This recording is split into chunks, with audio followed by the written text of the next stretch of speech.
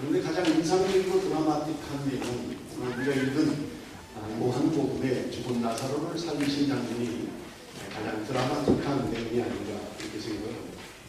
그리고 오늘 본문의 배경이 되고 있는 것은 성경의 베다니였다 이렇게 이야기합니다. 이 베다니라고 하는 장소는 성경에 종종 등장하는 곳입니다.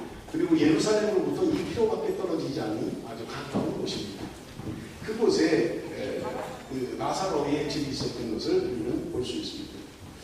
여러분, 특별히 본문을 통해서 예수님께서 나사로의 가정을 특별히 사랑하는 것을 우리는 볼 수 있어요. 보면 사랑하는 이라는 수식어를 쓰고 있는 걸 볼 때 예수님께서도 다른 집보다 특별히 나사로의 가정을 사랑하신 것이 아닌가 그렇게 볼 수 있습니다. 3절에 보면 주여 보시옵소서 사랑하는 자가 병들었나이다. 사람을 보내서 이야기하는데 사랑하는 자가 병들었다 그렇게 전했습니다. 그리고 5절에 보면 예수께서 본래 마르다와 그 동생과 나사로를 사랑하시더니 성경에 예수님께서 친히 어떤 한 가정에 특별한 사람들에게 사랑한다는 표현을 하고 있는 것을 우리는 볼 수 있다는 말입니다. 그러니 예수님께서 다른 사람보다 특별히 사랑함에 틀림이 없는 것을 우리는 알 수 있는 것입니다.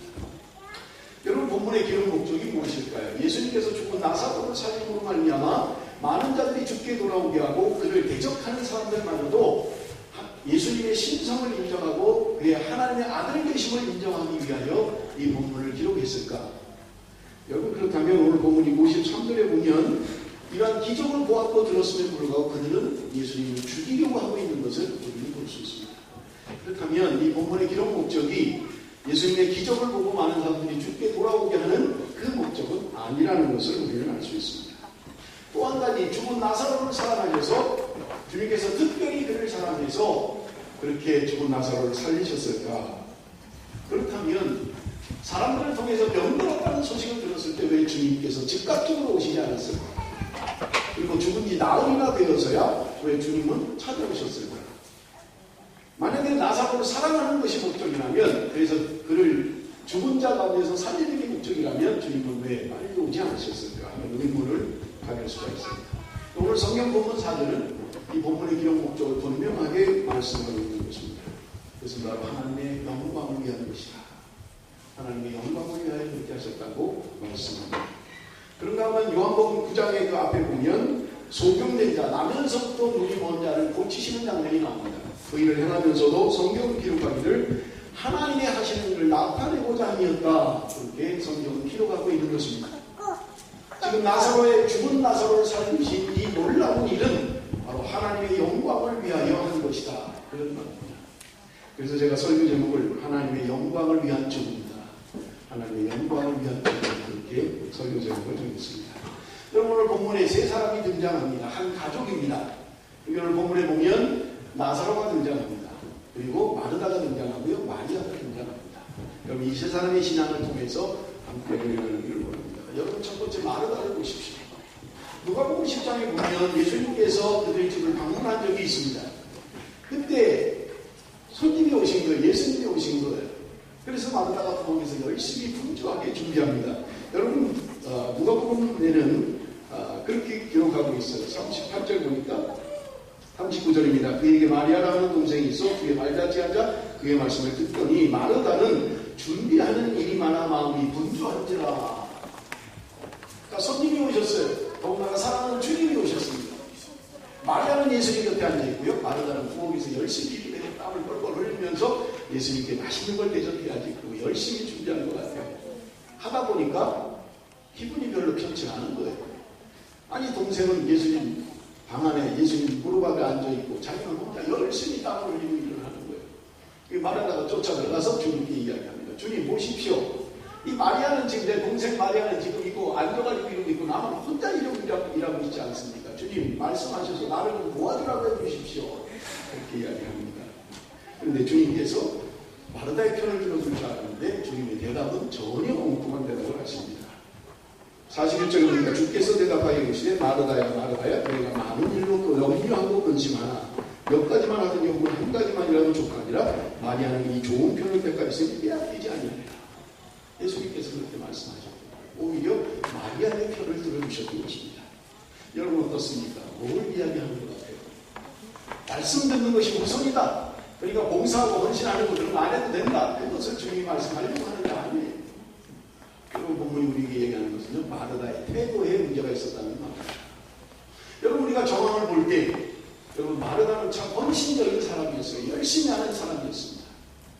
그런데 문제는요, 자기가 열심히 하는 걸 가지고 언제나 사람과 비교했던 거예요. 나는 이렇게 열심히 하는데 왜 저 사람은 놀고 있는 거야? 나는 이렇게 힘들어서 주의를 하는데 저 사람은 왜 더 편안하식이 있어? 비교했던 거야. 그래서 그 섬김 자체는 문제가 없었어요. 너무나 열심히 하고 모든 우리가 아주 충성되게 했습니다만은 그걸 가지고 언제나 남과 비교를 했던 거예요. 나는 이렇게 하고 있는데 왜 저 사람은 안 하는 거야? 그것이 문제였던 것입니다. 마르다에게 문제였어요. 여러분, 그런데 그 마르다, 여러분 오늘 성경에 보면 자기 오라버니가 죽었다가 살아난 사건 이후에 그의 봉사의 모습이 다시 등장합니다. 여러분 12장 2절 말씀입니다. 다 같이 읽습니다. 다 같이 시작. 거기서 예수를 위하여 잔치할세 마르다는 이를 보고 나사로는 예수와 함께 앉은 자 중에 있더니, 자기 오라버니가 살아나고 난 이후의 일이에요. 그 전에는 예수님께 오히려 책망을 들었는데 오라버니가 살아난 사건 이후에 그의 섬김과 봉사의 일을 보면 거기는 그의 불평하는 모습이 전혀 보이지 않습니다. 그러니까 뭔가 달라진 거예요. 섬김의 태도가 달라진 거예요. 내가 열심히 하는 거 사람들이 다 알아요. 충성되게 하는 거 사람들이 다 인정합니다. 아, 저 사람 참 열심히 하네. 그런데 문제는 태도에 문제가 있었던 거예요. 언제나 비교하는데 나는 이렇게 열심히 하는데 너는 왜 안 하는 거야? 왜 나만큼 못하는 거야? 그러니까 문제가 되는 거예요. 열심히 하는데도 뒤에서 욕을 먹는 거예요. 여러분, 그런데 이 마르다가 달라졌대요. 오라버니의 부활하는 것을 보면서 그의 삶이 달라졌어요. 불평은 온데간 데 없고 온전히 섬기고 봉사하는 것을 우리는 볼 수 있는 것입니다. 두 번째로 여러분, 나사로를 보십시오. 여러분, 나사로라고 하는 이 사람은 성경 다른 곳에서는 전혀 찾아볼 수 없는 사람입니다. 그런데 여러분, 오늘 본문에 12장 2절에도 이야기하고 있습니다만은 예수님과 함께 앉아 있었다. 그것만 기록되어 있어요. 나사로의 이야기는 성경에 아무 곳에서도 찾아볼 수가 없어요. 여러분, 이 정도 되면 뭐 간증할만 하잖아요. 주님이 나를 살려주셨습니다. 내가 죽어서 무덤에 들어가서 나이 4일이나 됐었는데 주님이 나를 살려주십니다. 감사합니다. 할렐루야. 간증합니다. 찬양합니다. 뭐 이렇게 해야 되는데 성경 어느 곳에서도 나사로가 한 말은 한마디도 기록되어 있지 않아요. 여러분, 우리가 볼 때 나사로라고 하는 사람은 상당히 인격적인 사람인 것 같아요. 그런데 여러분, 성경의 정황을 볼 때 그의 죽음을 많은 사람들이 애도하고 그의 죽음을 통해서 많은 사람들이 조문하는 것을 볼 때 그 사람은 평상시의 삶이 존경받는 삶이었을 것이다 라고 추측해 볼 수 있을 것입니다. 더군다나 오늘 본문 12장 11절에 한번 보겠습니다. 다 같이 한번 읽습니다. 11절 말씀 다 같이 시작. 나사로는 말 한마디 하지 않았어요. 뭐 대단한 열정적으로 그렇게 하지도 않았어요. 주님을 찬양합니다. 주님께 영광을 돌립니다. 주님이 하셨습니다. 나를 살리셨습니다. 그런 말 한마디도 없어요. 그런데 많은 사람들이 예수를 믿었더라. 나사로를 보고 예수를 믿었다. 그렇게 얘기합니다. 뭘 보고 믿었을까요? 말 한마디 하는 없는 나사로인데, 말 한마디 하지 않는 나사로인데 사람들은 도대체 무엇을 보고 예수를 믿었다고 오늘 성경에 기록하고 있을까요? 여러분, 나사로라고 하는 사람은 입으로 한 것이 아니었습니다. 그는 그의 삶 속에서 주의 주되심을 고백하고 그의 삶이 정직하고 깨끗하고 인정받는 삶을 살았을 것입니다. 그래서 많은 사람들이 그의 삶을 말 한마디 하지 않지만 그의 삶을 보고 사람들이 예수를 믿게 되었다고 성경은 오늘 기록하고 있는 것입니다.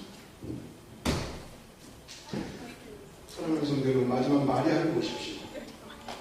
나사렛 가족 가운데 가장 모범적인 신앙의 모습을 보여주고 있는 사람이 아닐까 그렇게 생각이 듭니다. 언제나 그런 말씀을 사모했습니다. 그래서 주님 오셨을 때 주님 무릎 앞에 앉아 있었던 거예요. 말씀을 듣기 위해서. 그러나 여러분, 마리아의 신앙을 보십시오. 그는 그것만 하는 사람이 아니에요. 자기를 드려야 할 때는 기꺼이 자기의 아끼는 것까지라도 주님 앞에 드렸던 마리아인 것입니다. 여러분, 오늘 본문은 4일이 지나서 예수님이 오셨을 때 오늘 성경이 이야기하기를 마리아의 행동과 태도를 보면 급히 일어나 주님께 달려간다. 사람을 보냈어요. 자기 오라버니가 아플 때 사람을 보냈어요. 여러분 그냥 우리 오빠가 아픕니다. 예수님 알고 계세요. 그거 하기 위해서 보낸 거 아니잖아요. 사람들에게 우리 오라버니가 지금 죽게 되었습니다. 병이 들었습니다. 라고 전할 때는 주님 빨리 오셔서 좀 기도해 주세요. 주님 얼른 오셔서 좀 낫게 해주세요. 그런 의미가 있는 거지. 예수님 알고 계세요? 우리 오빠 병 들었어요. 이제 곧 죽습니다. 그거 알리려고 하는 게 아니잖아요. 그리고 죽은 지 사흘이나 돼서 장사 마치고 그리고 예수님이 오셨어요. 그러니 여러분 좀 섭섭할 수도 있잖아요. 주님 사랑한다면서요. 우리 가족을 그토록 좋아한다면서요. 그런데 왜 빨리 와서 고쳐주시지 않고 왜 빨리 오시지 않고 죽은 다음에 사흘이나 지나서 오셨어요. 원망할 수도 있잖아요. 그런데 주님 오셨다는 소식을 듣고 마리아는 급히 일어나 달려가는 것을 우리는 볼 수 있습니다. 여러분 마리아의 신앙은 무엇입니까? 여러분 우리가 잘 아는 예수님의 발에 향유를 부은 그 여인이 바로 마리아입니다. 여러분 성경은 그 가치가 얼마나 되는가를 정확하게 이야기해주고 있는데요. 가룟유다가 이야기를 합니다. 300데나리온이었다. 그 예수님께 부은 향유, 옥합을 깨고 부은 그 향유의 가치가 300데나리온이었다. 이렇게 이야기합니다. 300데나리온이라는 이 화폐의 가치는 어느 정도냐면 하루 노동자의 임금이 한 데나리온. 그러니 하루 동안 열심히 일했을 때 받는 임금이 제가 일부에 물어봤더니 어떤 분이 그래요. 호주에서 하루 열심히 일하면 200불 정도 받는다. 받는지 틀린지 저는 잘 모르겠어요. 하루 열심히 내가 8시간, 10시간 열심히 일하면 200불 정도 받을 수 있다. 그러면 300데나리온이라면 그 화폐의 가치는 6만 불 정도에 해당하는 가치입니다. 적은 거 아니에요. 쉽게 드릴 수 있는 가치가 아닙니다. 이 마리아가 예수님의 발에 부은 그 옥합을 깨고 드린 그 향유는 적어도 6만 불 이상 되는 가치를 가지는 거예요. 당시 여인들은 향유를 모았어요. 결혼 지참금으로. 결혼할 때 쓰려고 한 푼, 2푼 모은 거예요. 돈이 생길 때마다, 여유가 생길 때마다 한 방울, 두 방울 모은 거예요. 그것이 지금 6만 불이 된 거예요. 300데나리온의 가치가 된 거예요. 그런데 주님 앞에 기꺼이 옥합을 끼워서 주님 앞에 드렸던 마리아였습니다.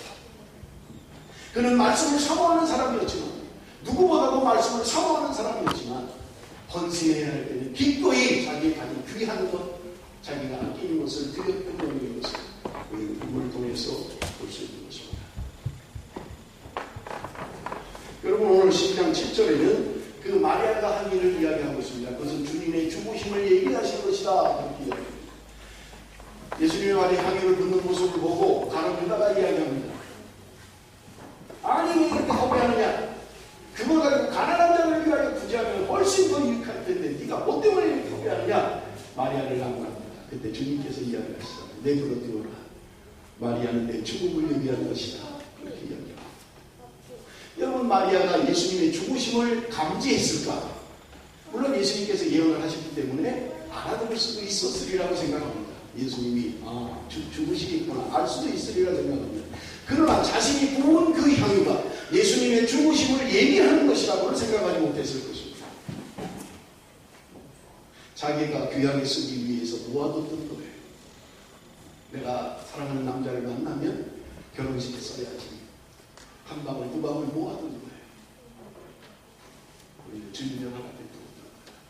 자기가 감지하지 못했지만 주님의 죽으심을 얘기하는 것이라고 깨닫지는 못했지만 주님을 사랑하는 마음이 그렇게 하게 했을 거예요. 그런데 주님께서는 말씀하십니다. 그게 행한 게 주님의 죽으심을 얘기하는 것이다. 이렇게 말씀하고 있습니다. 여러분 예수님께서 예루살렘을 입성할 때 우리가 이해 안 되는 또 하나의 사건이 있습니다. 그건 뭐냐면 예수님께서 제자들에게 이야기합니다. 마을로 가서 나귀 새끼를 턱 끌고 와라. 그리고 주인이 뭐라고 말을 하면 주가 쓰시겠다 해라. 그 말밖에 없어요. 제자들이 가서 나귀를 끌어오려고 하는 거예요. 그런데 그 주인이 여보 이거 왜 가져가는 거예요? 당신들이 남의 나귀를. 그랬을 때 주가 쓰시려고 합니다. 아니면 그냥 가져가라는 거예요. 여러분 이해가 되십니까? 나귀를 키울 때는 자기 나름대로 생애 수단으로 키웠던 거예요. 나귀를 키워서 내가 돈을 받고 집을 옮기는 데 쓰든지 뭔가 내가 이익을 위해서 앞으로 미래의 계획을 위해서 나귀 새끼를 키웠을 것입니다. 그런데 갑자기 처음 보는 사람들이 나타나서 단지 한마디 주가 쓰시겠다 합니다. 이 한마디 그냥 보내는 거예요. 여러분 이해가 안 되잖아요. 그런데 여러분 그것이 구약 성경의 성취였던 것을 우리는 성경을 통해서 알 수 있는 것입니다. 왜 그랬을까요?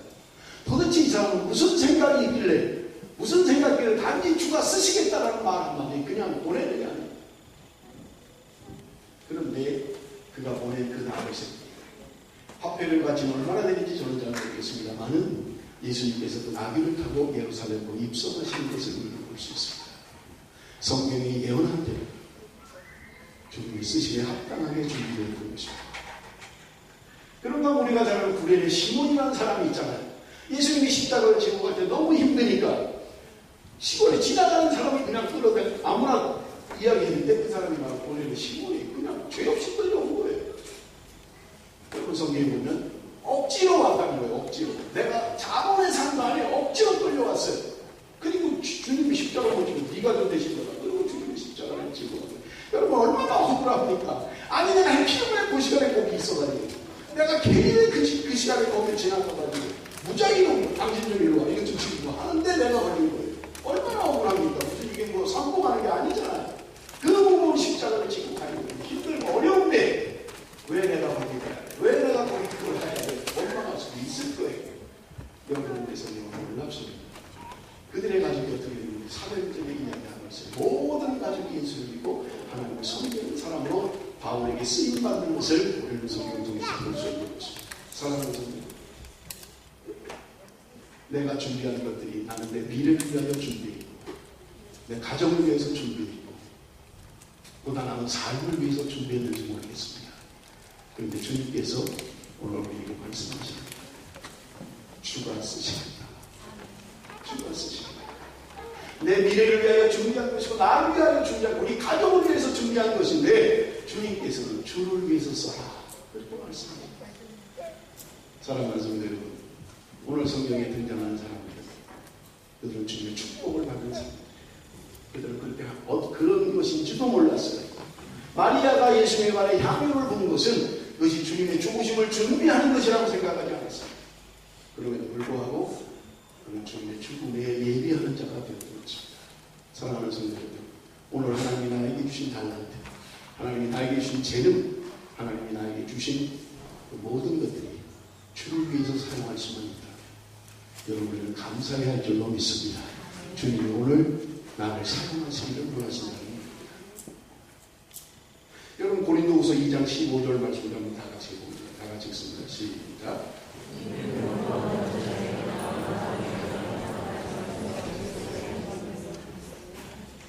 여러분 우리는 어떤 신앙의 자세로 살아가고 있습니까? 나는 열심히 일하지만 다른 사람에게 상처를 주는 마르다와 같은 신앙생활을 하고 있습니까? 아니면 말 한마디 하지 않지만 많은 사람들에게 삶에 영향력을 주는 그리스도의 영향력을 끼치는 삶이 있는 그리스도인으로 나사로와 같은 삶을 살고 있습니까? 아니면 마리아와 같이 말씀을 사모하면서도 헌신해야 할 때는 기꺼이 내 것을 내어드릴 수 있는 마리아와 같은 삶의 신앙의 모습을 보여주고 있느냐는 것입니다. 고린도후서 2장 15절은 말합니다. 너희는 그리스도의 향기다. 주님께서 우리에게 말씀하시는데 우리를 그리스도의 향기래. 제가 어떤 생각, 베드라우스가 어딘지 잘 기억이 안 나는데요. 어떻게 지나가는데 냄새가 아주 향긋한 냄새가 나요. 이게 도대체 냄새가 어디서 나오는지, 이게 무슨 냄새, 이게 알고 이렇게 좋은 냄새가 있냐니 누가 뭐 향수를 뿌렸대. 근데 나한테가 이거지요 목사님이 그랬는데 맡아보니까 그것도 아닌 것 같아요. 그런데 아주 향긋해요. 아주 냄새가 처음 맡아보는 냄새가 아주 좋은 냄새였어요. 여러분 주님께서 우리를 향해서 말씀합니다. 너희는 그리스도의 향기다. 우리가 살아가면서 그리스도의 향기로 살아야 합니다. 악취를 풍기는 그리스도인으로 살면 안 됩니다. 내 삶을 통해서 사람들이 참 좋다. 참 냄새가 좋다. 그리스도의 향기를 만드시 많은 사람들에게 좋은 영향력을 미치는 그리스도인의 삶. 그래서 칭찬받는 사람, 하나님 앞에 인정받는 사람, 그리스도의 향기로 살아가는 저와 여러분이 되시기를 주님의 이름으로 축원합니다. 여러분 3절을 한번 보십시오. 3절에 보면 보시옵소서 사랑하시는 자가 병들었나이다. 이렇게 이야기합니다. 여러분 우리는 의문을 가질 수 있어요. 예수님이 그토록 사랑하는 사람인데, 예수님을 그토록 사랑하는 가족인데 왜 병들었을까? 나사로가 예수님을 사랑하는 것을 다 인정할 만한 것입니다. 그리고 예수님도 사랑한다고 표현하셨습니다. 예수님의 사랑을 입고 본인이 예수님을 사랑해요. 이런 끈끈한 관계인데 도대체 왜 그가 병들었느냐 하는 것입니다. 여러분, 우리의 신앙이 의문점이 있어요. 그토록 주님의 말씀대로 살아보려고 노력하고 그토록 믿음으로 살려고 하는데 왜 병이 드느냐 하는 것입니다. 여러분, 우리의 신앙의 맹점이 그거예요. 예수를 믿으면 아프지도 않고 실패하지도 않고 망하지도 않고 모든 병에서 나야 되고, 여러분, 이런 잘못된 신앙을 가지고 있는 겁니다. 주님께서 특별히 사랑했습니다. 그리고 본인도 주님을 사랑했어요. 그렇다고 해서요, 예수를 잘 믿는다고 해서 병도 안 걸리고 사업에 실패도 안 하고 애들은 전부 다 착하고, 여러분, 그런 거 아니라는 거예요. 예수를 잘 믿어도 병들 수 있고요, 예수를 잘 믿어도 사업에 실패할 수 있습니다. 예수를 잘 믿어도 자녀가 잘못된 길로 갈 수 있어요. 여러분, 중요한 것은요, 그 다음이 문제입니다. 내가 망했을 때, 내가 실패했을 때, 그 다음이 문제예요. 찰스 스포전 목사님은 이렇게 이야기합니다. 우리 한번 좀 읽어볼까요? 너무 말씀이 좋아서. 우리 한번 다 같이 읽어볼까요? 다 같이 시작. 예수님의 사랑.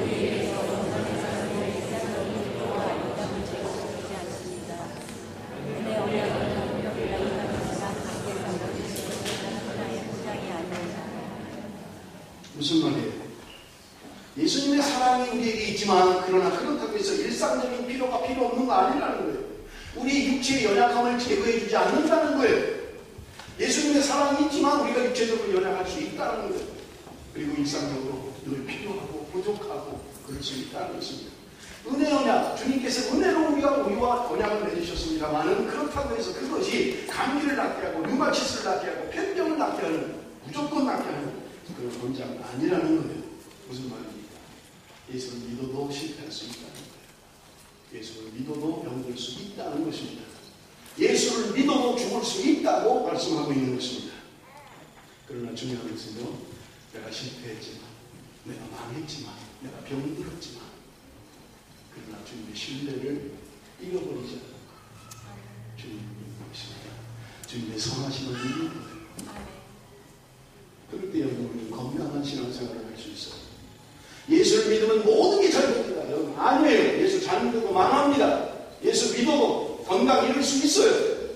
예수 믿어도 내 자녀가 대학 떨어질 수 있어요. 여러분, 그런 거 아니에요. 그런데 그러고 나서 우리가 어떻게 반응하느냐가 우리의 신앙이라는 말입니다. 내가 병들었지만, 실패했지만, 떨어졌지만, 그 다음에 내가 어떻게 반응하느냐? 그것이 우리의 신앙의 모습이라는 말입니다. 여러분, 우리는 구원받은 의인입니다. 이미 구원받았어요. 그러나 여러분, 우리는 여전히 이 땅에서 죄인으로 살아가고 있습니다. 제가 생각을 할 때마다 꼭 강의하는 거예요. 우리는 이미 구원받았어요. 예수 그리스도의 은혜로 말미암아 구원받고 의인이 되었지만, 여러분, 그 모습으로 계속 사는 건 아니에요. 우리가 이 땅에서 주님을 닮아가는 성화의 삶을 살아야만 합니다. 우리 안에 끊임없이 도전이 있고요, 우리를 끊임없이 세상 쾌락을 살도록 하는 유혹이 있습니다. 우리가 이미 주님의 영광에 참여할 신분이긴 합니다만, 그러나 아직은 이 땅에서 우리는 사단의 권세 아래 살고 있는 것 또한 사실입니다. 하나님께서 우리에게 생명을 주시고 건강을 주셨지만, 그러나 여러분, 우리가 육체 연습을 해야 된다는 거예요.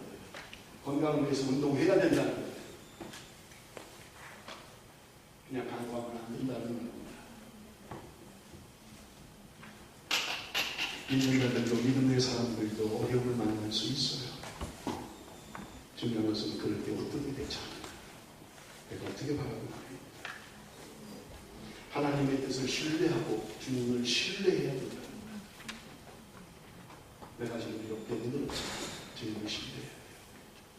그래서 하박국과 같은 그런 위대한 고백이 있어야만 합니다. 나의 외양간에 수가 없고 밭에 소출이 없고 감람나무에 포도나무에 열매가 없을지라도 구원의 하나님으로 인하여 감사합니다. 찬양합니다. 그것이 정상적인 그리스도인의 삶의 모습이라는 말입니다. 잘 될 때 감사하고 잘 될 때 찬양하는 누구나 할 수 있어요. 물론 그래도 못하는 사람이 있습니다만은 대부분의 사람은 잘 되면 감사해요. 그런데 내가 망했는데, 내가 병이 들었는데, 내가 먹을 것이 없는데, 나는 구원의 하나님으로 인해서 감사합니다 라고 하는 신앙, 여러분 그것이 올바른 신앙이라고 말입니다.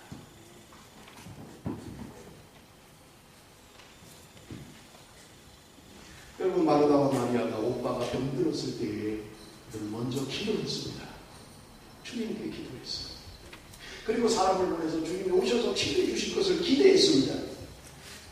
그러나 여러분, 그들은 기대했던 것이 예수님이 응답하셔서 즉각적으로 병이 낫기를 원했지만 예수님은 그렇게 하지 않으신 것을 우리는 볼 수 있습니다. 오히려 더디게 오셨어요. 여러분, 우리가 하는 가지 본문을 통해서 여러분 깨달아야 할 것이 있습니다. 우리가 기도한다고 해서 반드시 응답되는 것은 아니라는 말입니다. 왜 그렇습니까? 우리의 필요와 주님의 필요가 다르기 때문에 그래요. 내 시간과 주님의 시간이 다르기 때문에 그래요. 나의 영광과 주님의 영광은 다르기 때문에 그렇습니다. 그러나 중요한 것은 그럼에도 불구하고 기도해야 돼요. 그럼에도 불구하고 주님의 신실하심을 믿어야 한다는 말이에요. 내가 지금 이해할 수는 없으나, 내가 지금 이 고통을 당하고 이 병을 얻고 나는 이해할 수는 없으나 주님의 신실하심을 믿겠습니다. 1873년 신앙이 좋은 한 변호사가 시카고에 살고 있었습니다. 그의 이름은 호라티오 스탠포드라고 하는 변호사였어요. 사랑하는 아내가 있었습니다. 사랑하는 자녀 넷이 있었어요. 행복하게 살았습니다. 좋은 집에 살았고 좋은 차를 타고 다녔습니다. 남부러울 것이 없었어요. 너무나 행복했습니다. 한 해 어느 여름 때 가족이 휴양지로 휴양을 가기로 했어요. 휴가를. 그래서 프랑스의 좋은 해변가에 휴가를 가기로 하고 자기 아내와 사랑하는 네 자녀를 먼저 호화유람선에 태워서 먼저 보냈어요. 자기는 한 3, 4주 더 남은 일을 처리하고 가서 합류하기로 하고 아내와 자식을 먼저 보냈대요. 그런데 11월 20일 사랑하는 아내와 그 자녀가 타고 가던 배가 도중에 다른 배와 부딪혀버리고 난 거예요. 30분 만에 그 배가 침몰해버렸어요. 다행스러운 것은 사랑하는 아내는 살았습니다. 그런데 내 자녀가 그 순간에 함께 죽었어요. 그 소식을 들은 호라티오 스탠포드라고 하는 변호사는 밤새도록 말바닥을 뒹굴며 하나님 앞에 통곡을 했습니다. 하나님 어떻게 이럴 수가 있습니까? 하나님 어떻게 내 자녀를 데려갈 수 있습니까? 견딜 수가 없어서 말바닥을 뒹굴며 하나님 앞에 바닥을 치면서 하나님 앞에 통곡을 했습니다. 밤새도록 그 돈을 주고 있는데 새벽에 주님의 평안이 찾아옵니다. 주님의 위로가 찾아옵니다. 그는 일어설 수 있었고요. 훗날 자기 아이들 넷이 빠져 죽은 그것을 항해할 때 그는 하나님 앞에 아름다운 시를 지었습니다. 시와요. 그것이 여러분 우리가 가지고 있는 찬송 413장, 옛날 찬송 470장, 명언을 부르는 걸 반대로 413장.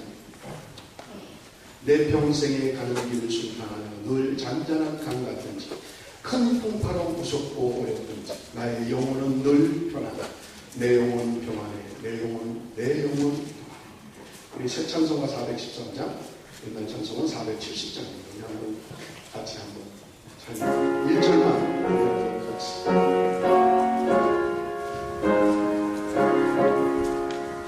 내 평생에 가는 길 순탄하여 늘 잔잔한 강 같은지 큰 풍파로 무섭고 어렵든지 나의 영혼을 늘 내 영혼 평안해. 내 영혼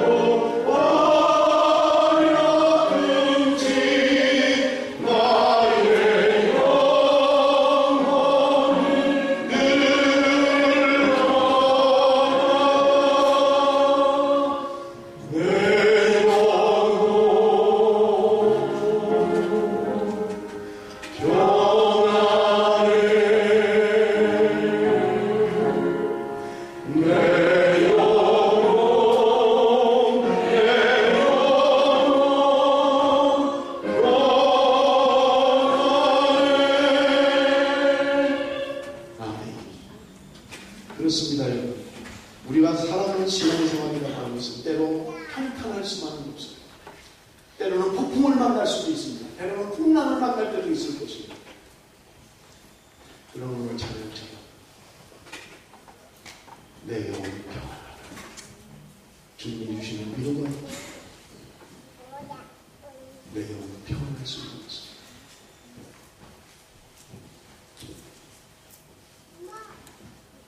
여러분, 예수님께서 나사렛에 병들었다는 소식을 듣습니다. 4절 보면 이 병은 죽을 병이 아니라 하나님의 영광을 위하여 하나님의 아들로 이를 인하여 영광을 얻게 하려 합니다. 여러분, 때로 우리의 죽음, 우리의 아픔, 우리의 병이 하나님의 영광을 위한 것일 수 있습니다.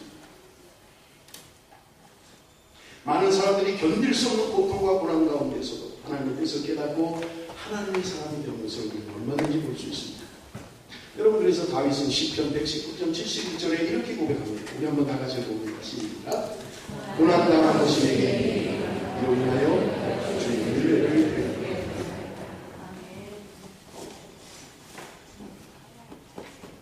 나사로의 죽음은 하나님의 영광을 나타내기 위한 것으로 분명하게 성경이 말씀하고 있습니다. 그러나 여러분, 우리의 죽음을 모두 다 주님의 영광을 위하여 사용하시지는 않습니다. 주님의 죽으심과 부활, 그리고 주님 안에 있는 자들을 주님이 살리신다라고 하는 분명한 소망을, 나사로의 죽은 자를 살리시는 이 일을 통해서 주님 우리에게 보여주신 것입니다.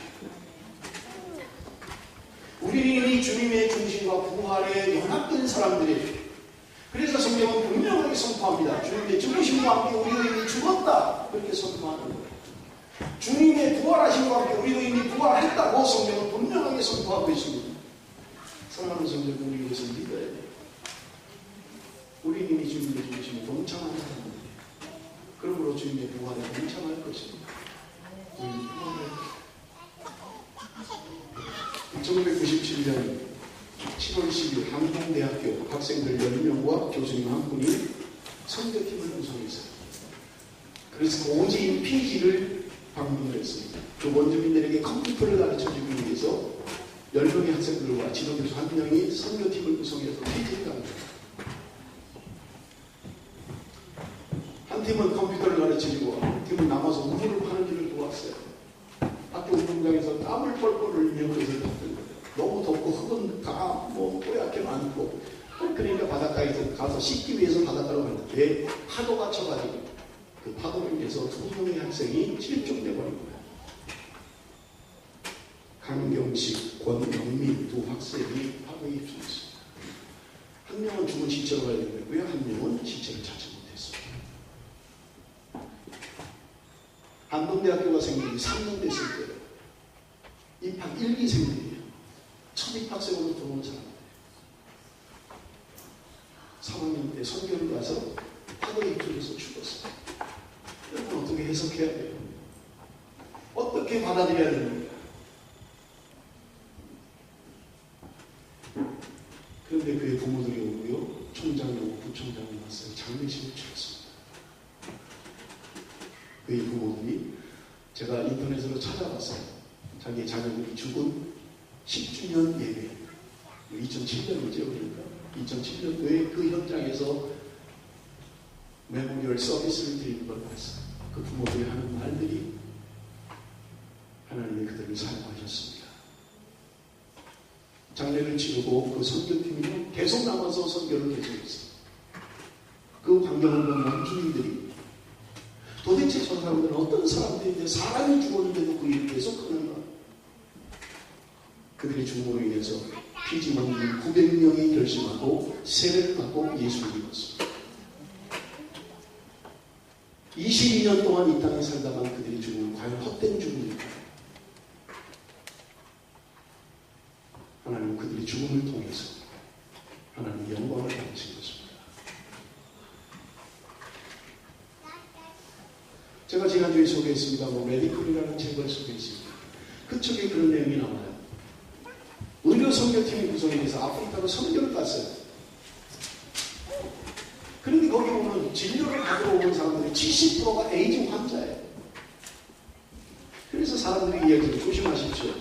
여러분들 대부분 에이즈 환자입니다. 그러니까 주사바늘 같은 거 조심해야 됩니다. 그런데 그렇게 이야기했음에도 불구하고 두 사람이 주사를 놨던 바늘에 찔려버리고 마는 거예요. 에이즈균에 감염이 됐어요. 여러분 어떻게 하시겠어요? 하나님, 하나님 우리를 왜 못 지켜줍니까? 우리 선교하러 갔잖아요. 그런데 놀라운 것은요, 그 바늘에 찔려서 가는데 그 두 사람의 고백입니다. 그들은 고백하기를요, 다른 사람이 아니고 이 일이 나에게 일어나는 것으로 인해서 감사합니다. 다른 사람에게 일어나지 않고 나에게 일어나서 다행입니다. 여러분, 가능한 고백일까요? 우리 이렇게 고백할 수 있을까요? 레디카라는 그리스도인의 사는 모습이랍니다. 울며 불며 하나님을 원망하지 않겠습니까? 하나님, 내가 휴가도 다 반납하고 내 돈 들여서 내가 선교하러 가는데 하나님 왜 나를 지켜주지 못합니까?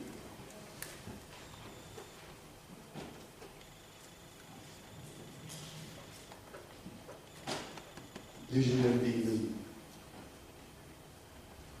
딸 둘, 대학생 딸 둘이요, 필리핀으로 선교여행을 떠났어요. 선교여행을 하다가 그 필리핀에 있는 다격 모슬렘 청년이 던진 수류탄에 딸 둘이 즉사해버렸습니다. 20대 초반의 두 딸이에요. 대학 다니는 두 딸이에요. 뉴질랜드에 사는 젊은 아이들이에요. 선교팀들이 걱정을 했어요. 이 소식을 분명히 알려야 되는데 전도를 쳤습니다. 뉴질랜드에 전도를 쳤어요. 뉴질랜드의 부모로부터 답이 왔습니다. 여러분, 우리 아이들의 죽음으로 인해서 더 이상 복음이 진전되는 것을 중지하지 마십시오. 여러분, 계속 선교해 주십시오. 부모로부터 답이 옵니다. 오래된 일입니다만 저는 그 글을 읽으면서 많이 울었어요. 나 같으면 그렇게 할 수 있을까? 내 자녀들이, 결혼도 젊은 대학생들이 수료탄에서 복음을 전하다가 선교하다가 그렇게 죽는다면 그렇게 말할 수 있을까? 여러분, 우리의 죽음을 어떻게 보느냐는 대단히 중요합니다. 하나님이 안 지켜주실 수도 있어요. 하나님이 못 지켜주실 수도 있을 것입니다. 그러나 우리의 신앙은 그럼에도 불구하고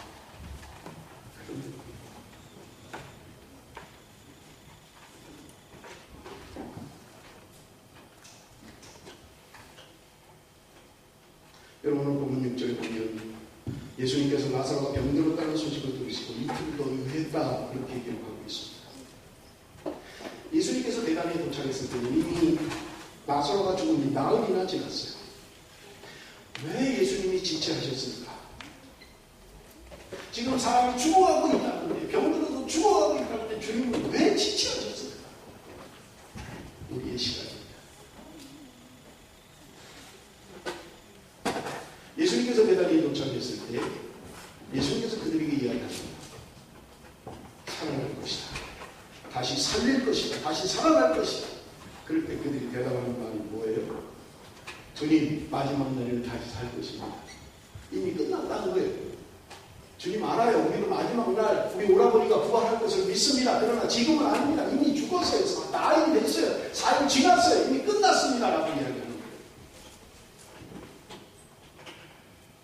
여러분, 한글 성경하고 영어 성경에는 표시가 되어 있지 않는데 6절에 나사로가 병들었다는 걸 들으시고 다음에 원어 성경에는 그러므로라는 접속사가 있어요.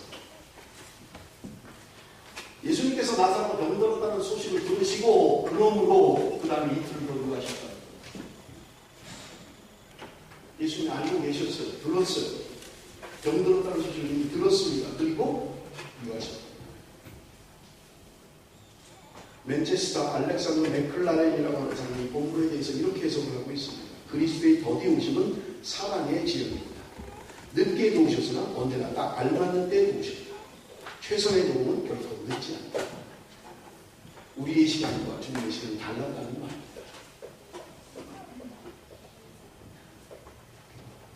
우리는 때로 냉담에서 오는 더디인 것을 볼 수 있어요. 어떤 사람이 어려움을 당해서 고통을 당하면 우리는 그렇게 이야기할 수 있습니다. 그 사람 고통 좀 당해야 되는데 그래야 깨닫지. 그래 내버려도 너무 일찍 도와주면 깨닫지 못해. 뭐 자기가 한다고 하는 거 아니야. 내버려도 시끄러 고생 좀 해보게. 그래야 알지. 냉담한 반응. 주님이 기뻐하시는 반응이 아닙니다. 예수님이 늦으신 것은 다른 더 중요한 일이 있기에 늦으신 것이 아니라는 말입니다. 하지만 주님 편에서는 적당한 때였다는 말이에요. 아브라함이 하나님의 약속을 받았어요. 75세에 아들을 주시겠다고 약속했습니다. 그러나 그이는 25년이 지나서야 이루어질 것을 우리는 너무나 잘 알고 있잖아요. 사라가 경수가 끊어져야 뭐 애기가 생기든 말든 할 거 아니에요. 경수도 다 끊어져 버리고 말았어요. 신체적으로 불가능해요. 임신이 불가능합니다. 사라 나이 90세. 여자로서 생물학적으로 불가능해요. 애기를 가질 수가 없어요. 그런데 하나님의 능력권에는 그 다음에 일어나고 있는 것을 볼 수 있는 것입니다. 사도행전 10장에 보면 야곱의 순교와 베드로가 감옥에 풀려나는 장면이 기록되어 있습니다. 야고보를 죽이자 많은 유대인들이 환영합니다. 헤롯이 잘했다고 환영합니다. 그래서 베드로도 감옥에 가둬뒀어요. 6월절 절기 기간이었기 때문에 6월절이 지나면 꺼내서 죽이려고 했던 거예요. 그런데 여러분 사도행전 12장 보면 주님께서 마지막 날 그를 건져냅니다. 감옥에서 꺼내내요. 천사를 통해서 베드로를 끌어내요. 그런데 재미있는 것은요, 그 천사가 와서 베드로에게 이야기야. 신심. 그리고 겉옷을 입고 아니 지금 탈출하는 거잖아요. 감옥에서. 그러니까 신발이 몇 분 한다고 하나 사면 되지. 그 겉옷이 비싸면 얼마나 비싼데 그걸 준비하고 이렇게 그냥 나가서 하나 얻어 입으면 되지. 그 신발 얼마나 비싸가지고 얼마 하겠어요. 그런데 천사가 그냥 신발 옷입니다. 아니 그 페디큐어는 되지. 탈출이 되지. 죄수가 탈출하는 건데 하나도 무슨 급한 게 없어요. 신발 신고 옷 챙기고 그런 일이 다 따라오고. 아니 뭐 이렇게 한가해요. 그렇게 죽었는데 지금 빨리 나가야 되는데 도망가야 되는데 나는 반대 주님 끝까지 아니에요. 이게 오늘 대신하는 문제가 나는 빨리 오라는 게 좋겠는데 하나님 이거 좀 빨리 해결해 주면 좋겠는데 주님께서 기다려라. 아니 언제까지 지금 당장인데요. 지금 아니다 기다려. 나는 늦다고 생각하는데 주님께서 정확한 거예요. 말씀을 드리겠습니다. 사랑하시는 여러분, 믿음이 좋은 사람도 어려움을 만날 수 있습니다. 그리고 우리가 사는 고난, 그것을 어떻게 받아들이느냐가 우리의 신앙입니다. 내가 당하는 어려움, 내가 당하는 고통, 내가 당하는 이 절망 가운데서 하나님의 영광을 위해서 사용합니다. 그래서 시편 기자가 고백했던 것처럼 내가 고난당한 것이 내게 유익이다. 내가 주의 윤례를 거꾸로 배우게 되었다. 그렇게 배우게 되는 것입니다. 주님의 응답이 너무나고 해서 여러분 낙심하지 마십시오. 하나님은 가장 좋은 때, 나에게 가장 좋은 방법으로 역사하실 것입니다. 나는 지금 나는 빨리 좀 이루어졌으면 좋겠는 거 아니에요. 그런데 여러분 우리 인생의 끝을 돌이켜보면 주님의 때가 가장 좋은 때 있는 것입니다. 그때 내가 만약에 했더라면 나는 안 될 건데 후회가 우리가 있잖아요. 주님이 응답 안 하실 때도 기다리십시오.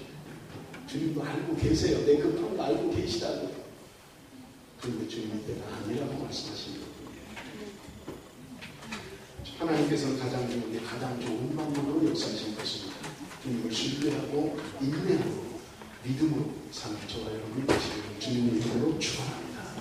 기도하겠습니다.